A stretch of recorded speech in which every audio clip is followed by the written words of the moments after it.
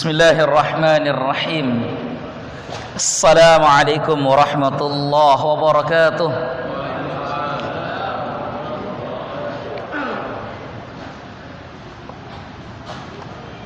Innal hamdalillah nahmaduhu wa nasta'inuhu wa nastaghfiruh wa na'udzu billahi min shururi anfusina wa sayyiati a'malina.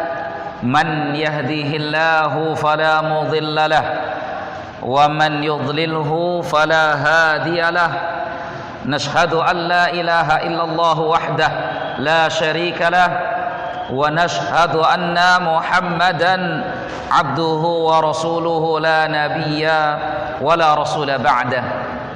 Saudaraku yang dimuliakan Allah Subhanahu wa taala, pertama yang perlu kita yakini dan tanamkan dalam hati adalah bahwa hijrah itu satu kepastian. Ya, hijrah itu artinya satu kepastian. Siapapun orangnya pasti mengalami hijrah. Apakah hijrah dalam kebaikan atau hijrah justru dalam keburukan? Ya. Maka saudaraku yang dimuliakan Allah, coba kita menilik kembali hari yang kita lewati. Karena hakikatnya manusia setiap hari selalu berganti, selalu berpindah. Dan arti dari ganti dan pindah itu dalam bahasa Arab adalah hijrah. Ya, coba hari yang lalu yang pernah kita jalani, bulan yang lalu yang pernah kita lalui, atau tahun kemarin yang kita sudah lakukan. Apa yang sudah kita lakukan setahun yang lalu, sebulan yang lalu, atau hari yang kemarin? Kemungkinan hanya dua, saudaraku yang dimuliakan Allah. Imma sururun wa imma husnun. Satu hal, kadang orang bahagia mengingat tahun lalu yang dia sudah jalani. Kadang dia bahagia mengingat satu bulan kemarin yang dia sudah jalani. Atau bahkan kita bahagia karena mengingat hari kemarin yang kita sudah jalani. Kenapa bahagia? Karena kita tahu setahun yang lalu, sebulan yang lalu, atau satu hari yang lalu ini kita selalu mengisinya dengan amalan-amalan kebaikan, ya, dan kesolehan. Maka orang-orang yang beramal soleh, orang-orang yang berbuat baik, orang-orang yang selalu merutinkan dirinya dengan ibadah adalah orang-orang yang beruntung, karena hakikatnya dia sedang memperberat timbangan amalnya. Wal waznu yawma idzinil haqq, kata Allah. Dan hari timbangan itu benar adanya. Faman saqulat mawazinuhu faulaika humul muflihun. Siapa yang berat timbangannya, itulah orang-orang yang beruntung. Tapi itu cerita orang pertama. Ada cerita orang kedua. Satu tahun yang lalu tidak jelas nasib hidupnya. Bulan kemarin pun dia tidak tahu harus berbuat apa. Bahkan sampai detik kemarin sore pun harinya dia isi dengan dosa dan maksiat. Sehingga orang-orang yang seperti ini hanya ada kesedihan, sedih karena mengenang dan mengingat kesalahan-kesalahan masa lalu. Kalau sudah seperti ini, apa yang dilakukan?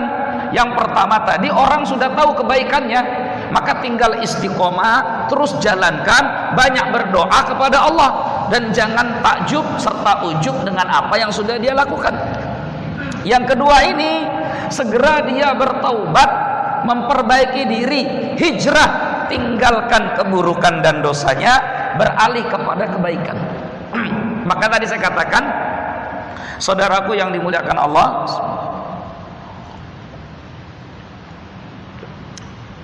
hijrah itu keniscayaan. Hijrah itu kepastian.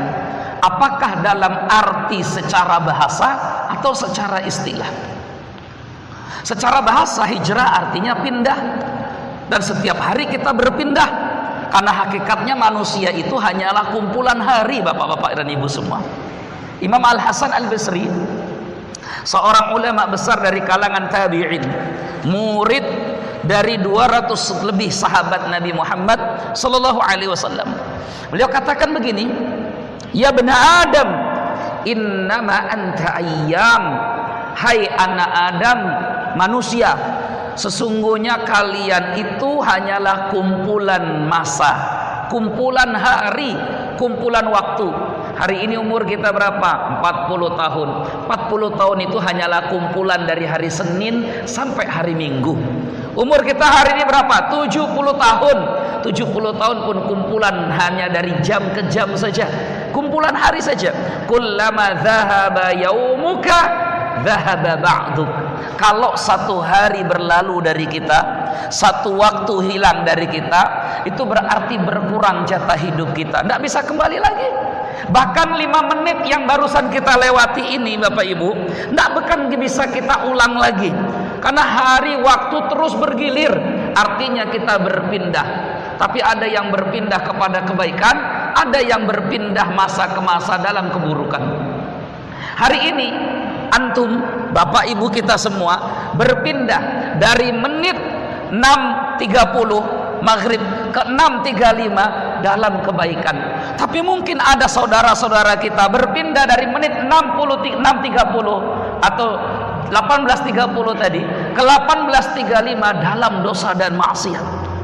Masya Allah. Jadi ketika kita mau merenung ini, kita akan jadi manusia-manusia yang sangat bersyukur kepada Allah Subhanahu wa taala. Bapak Ibu sekalian yang dimuliakan Allah Subhanahu wa taala. Jadi ini makna yang pertama dari kata hijrah. Hijrah artinya berpindah. Ya, apakah berpindah tempat, apakah berpindah amal perbuatan, atau kemudian berpindah keyakinan, atau kemudian berpindah usianya. Karena orang kalau bertambah tahun, orang kalau berubah tahun berarti bertambah umur. Kalau sudah bertambah umur berarti kemudian jatah hidupnya makin berkurang. Oleh karenanya saudaraku, Rasulullah SAW bersabda dalam sebuah hadis riwayat Imam Tirmidzi, Nabi SAW katakan, khairun nas, sebaik-baik manusia, man qala umruhu, siapa yang panjang umurnya, wa hasuna amaluhu, tapi amalnya juga baik. Di panjang umur amalnya baik. Wa syarrun nas, seburuk-buruk manusia, man qala umruhu, umurnya panjang, wa sa'a amaluhu, tapi perbuatannya buruk. Kita kenal Fir'aun, kita tahu Fir'aun, sosok yang dijadikan namanya di dalam Al-Quran sebagai model manusia paling celaka, model keburukan. Fir'aun berulang-ulang Allah sebutkan di dalam Al-Quran, ya. Bahkan di awal-awal Al-Baqarah sudah kita temu langsung Fir'aun. Nanti ketemu lagi pada surat Al-An'am, ketemu lagi nanti di surat-surat yang lainnya. Coba bayangkan saudaraku yang dimuliakan Allah, kalau yang dijadikan mulianya seorang hamba hanya dari umurnya, Fir'aun itu konon katanya usianya lebih dari 200 tahun. Ya, karena umurnya Fir'aun jauh lebih panjang daripada Nabi Musa alaihissalam. Fir'aun itu sudah menjadi raja sejak Nabi Musa belum lahir. Ya, dan baru ditumbangkan ketika Nabi Musa sudah dewasa, berkeluarga dan punya anak dan keturunan. Jadi umur Fir'aun sangatlah panjang, lebih dari 200 tahun lamanya. Tapi sepanjang itu umur Fir'aun, makin panjang umurnya, makin menumpuk dosa dan kesalahannya. Allah ya Karim. Ya, makanya kalau kita coba ingin melihat apakah sebenarnya umur yang diberikan oleh Allah untuk kita ini nikmat atau bukan, lihat gampang saja dengan apa keseharian kita isi. Kalau dikatakan oleh Imam Ibn Rajab dalam kitab ini, Bapak Ibu sekalian Allah, beliau katakan, kalau kau ingin tahu apakah Allah mencintaimu atau tidak, mudah saja, lihat apakah Allah mudahkan kau dalam beramal soleh atau tidak. Karena salah satu tanda Allah mencintai hambanya adalah dimudahkannya dia beramal soleh. Kadang ada saja penghalang kita untuk ibadah, tapi di setiap ada halangan Allah berikan jalan keluar sehingga ibadah kita tidak tertunda. Ya, tapi sebaliknya, kalau Allah tidak cinta kepada hamba, ibadah pun dia lebur, jam di mana sholat itu dia lebur dan kosong, tetap saja berat langkah kakinya menuju rumah Allah Subhanahu wa taala. Jadi itu salah satu tandanya safar. Orang safar itu kan diberikan kemudahan oleh Allah, rukhsah. dia boleh tidak berpuasa, dia boleh tidak sholat berjamaah. Tapi kalau Allah cinta kepada hambanya, di saat dia safar, Allah pertemukan saja dia setiap waktu sholat di rumah Allah.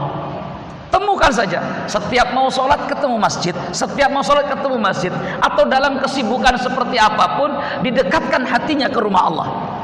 Berbeda kemudian dengan mereka yang tidak dicintai oleh Allah Subhanahu wa taala. Ya Allah, na'udzubillah. Coba kita bercermin sekarang ke kita. Kira-kira kita ini termasuk hamba Allah yang dimudahkan selalu untuk taat, atau terasa berat ketika kita berbuat taat? Coba kita bercermin lagi. Ya. Karena kalau Allah sudah mencintai seorang hamba, Allah berfirman, Rasul bersabda dalam hadis qudsiynya, kuntu sam'ahu alladhi yasma'u bih, wa basarahu alladhi yubsiru biha, wa yadahu allati tabtishu biha, wa rijlahu alladhi yamshu biha. Kalau Allah sudah mencintai seorang hamba, semua gerak-gerik tubuh ini semuanya Allah yang gerakkan. Ya. Ini telinga, kita pinginnya dengar yang tidak bagus-bagus. Tapi kalau Allah cinta kepada hamba, telinga dijaga oleh Allah dari mendengarkan yang jelek-jelek. Sehingga yang didengarkan oleh telinga semuanya yang baik-baik. Itu bukan karena kita hebat, bukan karena iman kita kuat, bukan. Tapi semua karena pertolongan dari Allah Subhanahu wa taala. Ini hijrah, saudaraku yang dimuliakan Allah. Di hijrah itu berubah. Bukan hanya karena umur, tapi juga berubah perubahan kepada yang lain. Maka makna hijrah yang kedua setelah berubah adalah perbaikan. Karena apa artinya berubah kalau tidak kepada kebaikan? Ada seorang sahabat Nabi berubah. Siapa namanya? Rajal bin Unfuah. Rasulullah SAW sebutkan dalam hadisnya, riwayat Imam Muslim, di mana Nabi SAW berkumpul dengan 20 orang sahabat. Di dalam hadis riwayat Imam Muslim, 20 orang sahabat itu mendengar apa yang Nabi sabdakan. Apa kata Nabi? Inna fikum la rajulan dirsuhu fin nari akbar min jabali Uhudin. Ya Allah, ini mengerikan. Pak, bayangkan, ini Nabi bersabda di hadapan para sahabatnya, 20 orang. Apa kata Nabi? Sesungguhnya satu di antara kalian akan ada yang menjadi penghuni neraka. Gigi gerahamnya di neraka jauh lebih besar daripada gunung Uhud. Allahu Akbar. Bukit Uhud itu tingginya sekitar 100 meteran tingginya, ya. Kalau panjangnya sampai 3 kiloan, Bukit Uhud itu. Jadi gigi gerahamnya saja sebesar gunung Uhud. Kita tidak bisa membayangkan seperti apa fisiknya. Cuma yang lebih lagi mengerikan adalah Rasulullah orang yang paling jujur, karena semua ucapan Nabi, wa ma yantiqu 'anil hawa in huwa illa wahyu yuha. Semua yang diucapkan Nabi wahyu. Ketika Rasul katakan satu dari kalian ber-20 akan jadi penghuni neraka, gigi gerahamnya di neraka jauh lebih besar daripada Bukit Uhud. Bayangkan tuh Pak, seandainya bapak-bapak semua di sini, tiba-tiba ada Nabi berkata, "Oi kalian umatku, satu dari kalian akan ada jadi penghuni neraka nanti." Kira-kira pulang pengajian masih kita bisa tidur nggak itu malam itu? Karena ucapan Nabi sudah pasti kejadian. Ucapan Nabi itu sudah pasti kejadian. Allahu Akbar. Kisah ini berlanjut. Lihat, hijrah, tapi hijrah dalam keburukan, bukan hijrah dalam kebaikan. Padahal laki-laki ini sahabat Nabi. Bapak-bapak tahu hadis ini berlanjut. Abu Hurairah radhiyallahu an yang meriwayatkan hadis ini. Abu Hurairah terlalu mengingat sabda Nabi malam hari itu, karena sabda Nabi begitu mengerikan. Rasulullah pun meninggal dunia. Setelah Nabi meninggal dunia, sudah lama berlalu sabda Nabi SAW itu, tapi Abu Hurairah kan diberikan keistimewaan, dia tidak pernah bisa melupakan semua yang disabdakan oleh Rasulullah SAW. Abu Hurairah meminta kepada Nabi, dalam hadis riwayat Al-Bukhari, "Ya Rasulullah, tolong doakan aku agar aku menjadi orang yang tidak pernah melupakan sabda-sabdamu." Itu masalahnya. Abu Hurairah tidak pernah melupakan sabda Nabi, sehingga ketika Nabi sudah meninggal, Abu Hurairah menghitung-hitung 20 orang sahabat yang pada waktu itu mendengar sabda Nabi, "Satu di antara kalian akan jadi penghuni neraka." Maka dihitung semua oleh Abu Hurairah. Apa yang terjadi, ikhwan? 18 orang sudah meninggal dunia.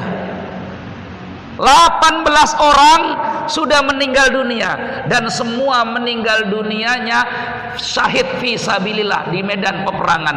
Kalau syahid fi sabilillah berarti tempatnya di mana? Di surga. Tinggal sisa berapa? Tinggal sisa 2 orang. Satu bernama Abu Hurairah yang meriwayatkan hadis yang kita sedang baca ini. Yang kedua, laki-laki juga soleh, namanya Rajal bin Unfuah. Rajal bin Unfuah, dia sahabat Nabi, berjihad bersama Nabi, sholat di belakang Nabi, melihat akhlak Nabi, bergaul dengan Nabi di zaman Abu Bakar Siddiq menjadi khalifah. Rajal bin Unfuah minta izin kepada khalifah, "Ya Khalifah Abu Bakar, izinkan saya berangkat ke Yamamah." Kata Abu Bakar, "Kenapa kamu harus berangkat ke Yamamah?" "Saya berangkat ke Yamamah karena ingin mendakwai nabi palsu Musailamah al-Kadzab." Si nabi palsu. Kata Abu Bakar, "Kau mati nanti di sana. Tahu tidak risiko yang kau akan hadapi?" "Tabah wahai khalifah. Kalaupun aku mati, matiku mati syahid. Itu mati yang paling mulia." Bapak bisa bayangkan kalau sampai Rajal mati syahid, berarti satu yang masuk neraka siapa? Ayo, tinggal satu berarti. Siapa yang masuk neraka itu? Maka Rajal berangkat ke Yamamah. Abu Hurairah cuma bisa nangis di Madinah. Abu Hurairah minta kepada Abu Bakar Siddiq sang khalifah, "Wahai khalifah, izinkan aku menemani Rajal ke Yamamah." Apa kata Abu Bakar Siddiq? "Abu Hurairah, ilmumu dan banyaknya hadis yang kau hafal masih sangat dibutuhkan oleh kaum muslimin di Madinah. Karena kalau kami bingung menghadapi satu masalah dan kau mengetahui hadisnya, kami tinggal tanyakan kepadamu. Kalau kau berangkat bersama ya Rajal ke Yamamah, terus kamu meninggal, kepada siapa kami bertanya?" Tapi kan Abu Hurairah tidak mengatakan, "Tidak begitu sebenarnya khalifah. Sebenarnya kami dulu suatu malam pernah begini-begini, dan sekarang tinggal 2 orang. Kalau sampai dia mati, berarti cuma saya." Kan tidak mungkin Abu Hurairah bilang begitu, Pak. Abu Hurairah hanya kemudian berdoa kepada Allah, minta supaya diberikan istiqomah. Hijrah selalu erat kaitannya dengan keistiqomahan.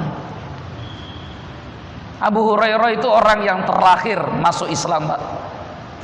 Karena sahabat Abu Hurairah hanya bergaul bersama Nabi 3 tahun. Bandingkan dengan Abu Bakar Siddiq yang 23 tahun menemani Nabi.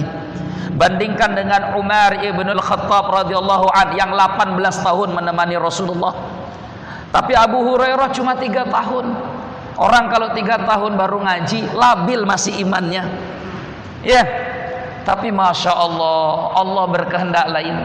Rajal berangkat ke Yamamah, menemui si nabi palsu Musailamah al-Kadzab. Ternyata imannya goyah karena melihat pasukannya besar, senjatanya lengkap, apalagi diiming-imingi, "Kalau kau mau ikut denganku, kau akan aku jadikan wakil saya dengan harta yang melimpah." Nah, ini cobaan, Pak. Cobaan ini. Fitnahnya umat Islam itu harta. Fitnahnya umat Islam harta. Rasulullah sallallahu alaihi wasallam sebutkan, ya, "Inna likulli ummatin fitnah wa fitnatu ummati al-mal." Sesungguhnya setiap umat punya fitnah, dan fitnah cobaan terbesar umatku adalah harta. Laki-laki butuh harta, perempuan butuh harta. Itu kalau manusia semuanya. Tapi kalau laki-laki saja, Kalau fitnah seluruh umat Nabi Muhammad, paling berat itu harta, Pak. Tapi kalau untuk laki-lakinya saja, Nabi katakan, ma taraktu fikum fitnatan hiya adharru 'ala rijali minan nisa.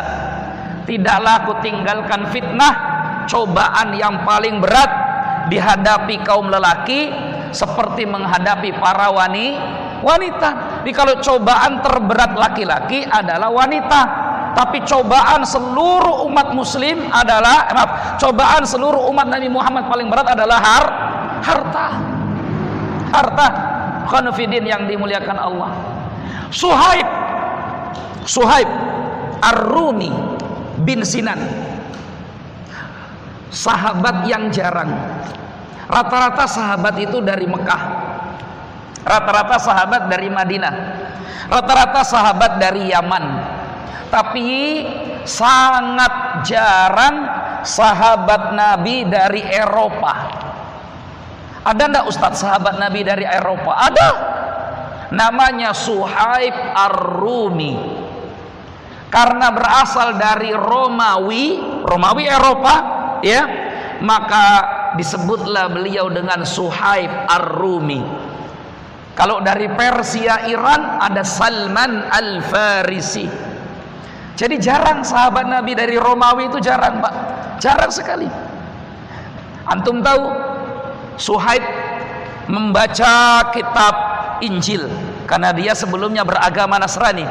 Dalam kitab Injil dia temukan berita tentang akan munculnya Nabi akhir zaman. Nabi ini ditunggu di mana-mana.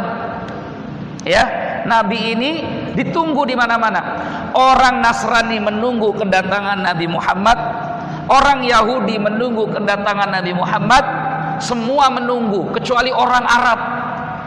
Karena orang Arab tidak tahu apa itu Nabi, apa itu Rasul. Mereka tidak punya kitab suci, mereka tidak punya agama. Suhaib tahu bahwa Nabi akhir zaman yang akan diutus membawa kemenangan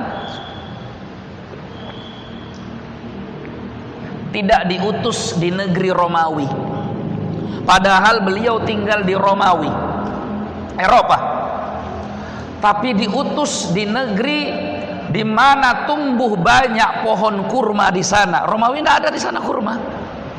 Yang banyak kurma waktu itu adalah Madinah, ya. Tapi kemudian Madinah masih sepi, tidak seperti Mekah. Maka Suhaib pun tinggal di Mekah sendirian, Pak. Nanti kita lihat bagaimana kisah Suhaib sampai Allah turunkan satu ayat tentang Suhaib Ar-Rumi, tentang hijrahnya. Berangkat Suhaib dari Romawi, dia tinggalkan keluarganya yang kaya, dia tinggalkan kawan-kawannya, dia tinggalkan kampungnya. Itulah hijrah. Karena hijrah adalah pengorbanan. Jadi jangan pernah mengatakan hijrah kalau tidak siap berkorban. Hijrah itu perubahan, hijrah itu perbaikan, hijrah itu pengorbanan. Ketika kita katakan hijrah, tiga kata ini selalu lekat. Suhaib pun tinggalkan semua. Ternyata Nabi yang akan diutus belum ada. Bagaimana akan diutus? Karena Suhaib datang ke Mekah, Rasulullah SAW baru saja menikah. Umurnya berapa waktu Nabi menikah? 25 tahun. Dan Suhaib tidak tahu siapa nanti yang akan diangkat menjadi Nabi di kota Mekah. Suhaib kenal Nabi Muhammad waktu muda. Dia anak yang baik, akhlaknya mulia. Tapi Suhaib kemudian tidak mau kembali ke Romawi, karena Romawi dengan Mekah sangat jauh. Sia-sia nanti perjalanannya. Sambil menunggu datangnya Nabi akhir zaman, Suhaib pun menikah dengan salah satu wanita penduduk Mekah asli. Maka statusnya sebagai orang Romawi yang rambutnya agak pirang, matanya biru, tidak jadi soal, karena dia sudah menikah dengan wanita asli penduduk Mekah. Suhaib ini diberikan kelebihan oleh Allah. pandainya dia berdagang, sehingga dalam waktu yang singkat dia sudah menjadi saudagar Mekah, bahkan termasuk orang yang paling kaya di kota Mekah. Namanya Suhaib Ar-Rumi. Dia punya keahlian untuk berdagang. Sampai ketika usia Nabi sallallahu alaihi wasallam 40 tahun, Allah turunkan wahyu, Iqra bismi rabbikal ladzi khalaq.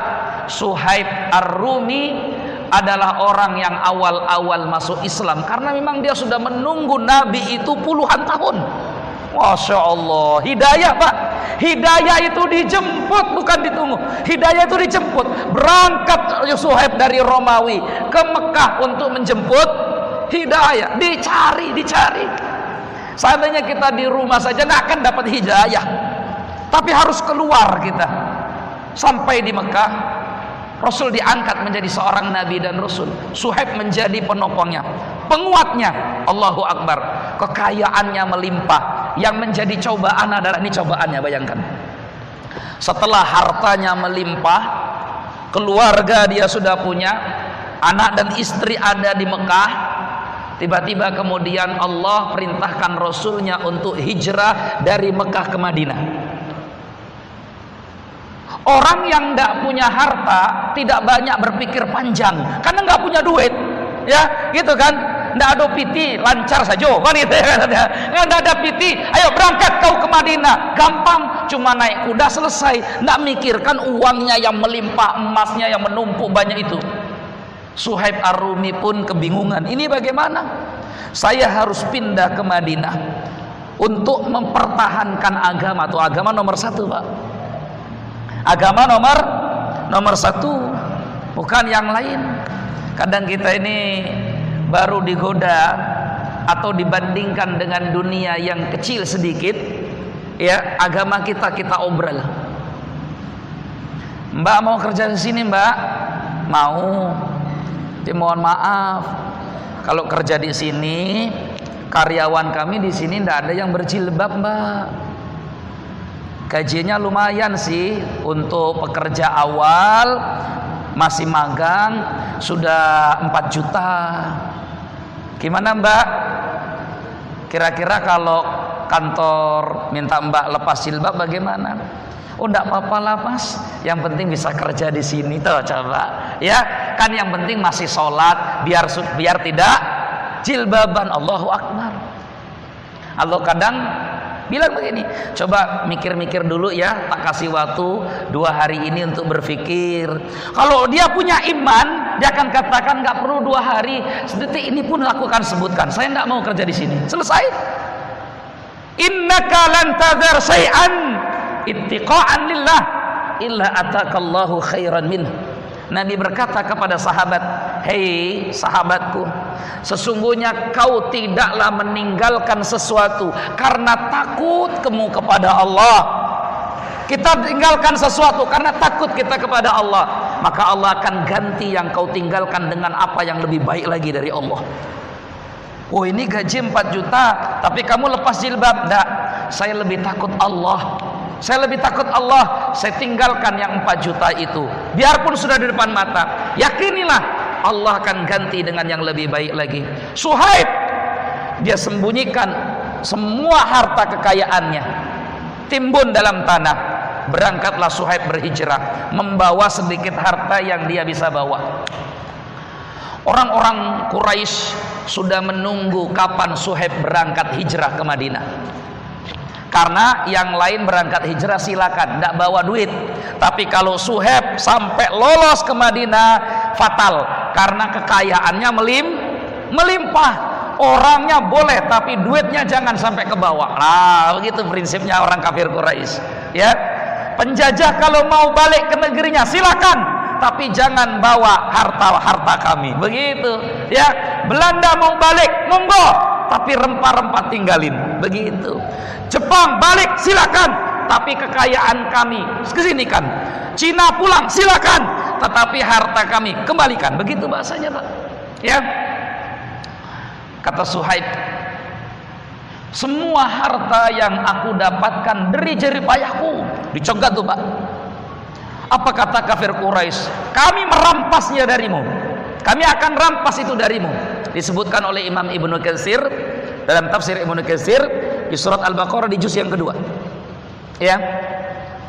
Kata Suhaib, kalau kalian berani melangkah mendekati aku, ketahuilah wahai kalian kafir Quraisy, anak panahku tidak pernah meleset dari bidikannya. Karena semua orang Mekah tahu Suhaib adalah orang yang paling jago memanah. Tombakku juga tidak akan meleset. Kalau kalian sampai berani mendekatiku, aku akan panah dan tombak kalian. Ternyata kafir Quraisy juga tidak gentar. Suhaib juga melihat, wah kalau begini tidak ada selesainya.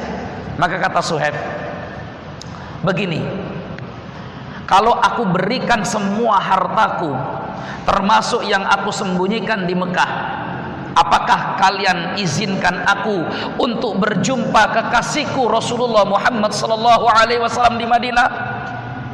Kata kafir Quraisy, kalau kau berikan semua hartamu, silakan kau temui Muhammad itu. Bagi Suhaib semua hartanya kecil dibandingkan Rasulullah sallallahu alaihi wasallam. Allahu akbar. Allah turunkan satu ayat dalam Al-Qur'an. Wa minan nas may yashri nafsahu ibtigha'a mardatillah wallahu raufum bil ibad.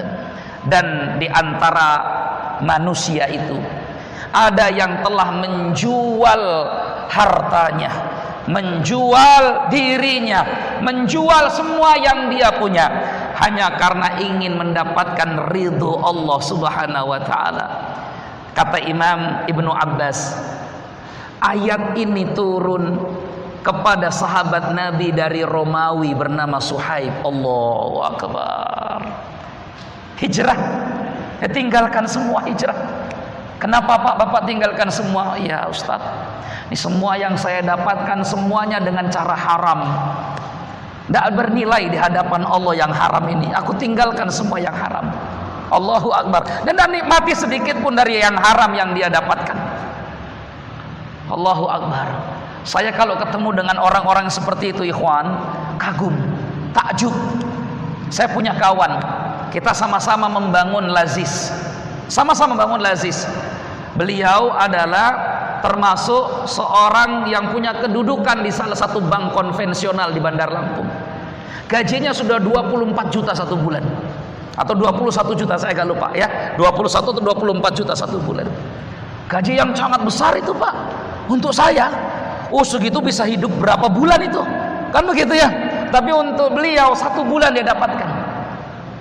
Tiba-tiba kemudian dia tinggalkan itu semua, datang melamar, ikut masuk ke Lazis yang kami bina waktu itu, tahun 2017-2018. Saya bilang sama beliau, antum kenapa mau kerja di sini? Di sini gajinya kecil. Antum kalau kerja di bank konvensional, karena dia punya kursi di bank itu, bank besar di Bandar Lampung, berapa gajinya? 21 juta Ustaz. Kalau antum kerja dengan saya, antum tak angkat jadi ketua karena dia punya pengalaman di bidang bank, gitu ya, perbankan. Tapi gajinya tidak sebesar itu. Gaji antum 2 juta cuma paling besar kami bisa gaji. Selebihnya tidak bisa. Insya Allah Ustaz, saya sanggup tinggalkan 21 juta untuk 2 juta. Keleng-keleng saya Pak. Allahu Akbar. Dia disekolahkan S1 oleh bank, disekolahkan S2 oleh bank karena berprestasi. Tapi dia tinggalkan 21 juta dengan membayar kerugiannya karena sudah disekolahkan oleh bank. Dia tinggalkan semuanya, tapi dia mengambil yang hanya 2 juta. Saya katakan, bukan hanya antum yang perlu berjuang, istri antum bagaimana di rumah? Apa kata beliau? Insya Allah Ustaz, saya dan istri sudah berazam kuat meninggalkan yang haram riba ini. Allahu Akbar.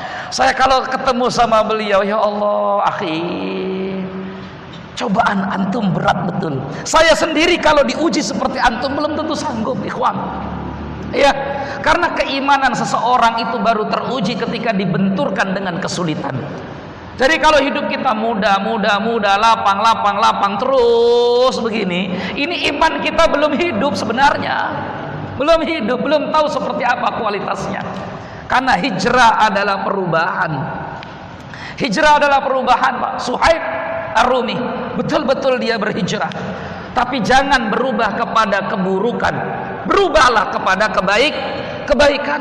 Ubaidullah bin Jahash tadi rojal matinya murtad, tadi ya. Ubaidullah bin Jahash, sahabat Nabi, suami dari wanita yang mulia, Ramlah binti Abi Sufyan, yang kemudian menjadi istri Rasulullah sallallahu alaihi wasallam. Berangkatlah ibunda Ramlah bersama suaminya Ubaidullah bin Jahash hijrah dari Mekah ke Ethiopia, Habasyah. Hijrah yang pertama. Isya aja berapa kita, Pak? Sudah Isya belum nih, Pak? 1 menit lagi. Aduh, cerita 1 menit. Ini cerita saya singkat. Oke. Pindahlah dia dari Makkah ke Habasyah. Sampai di Habasyah, ujian iman di sana diuji. Ubaidullah bin Jahash turun perintah tidak boleh lagi minum minuman keras, haram minum khamr. Tapi Ubaidullah paling tidak bisa meninggalkan khamr. Kata Ubaidullah, saya lebih baik tidak jadi muslim kalau saya tidak minum minuman keras. Lebih baik saya tidak Islam kalau tidak boleh minum minuman keras.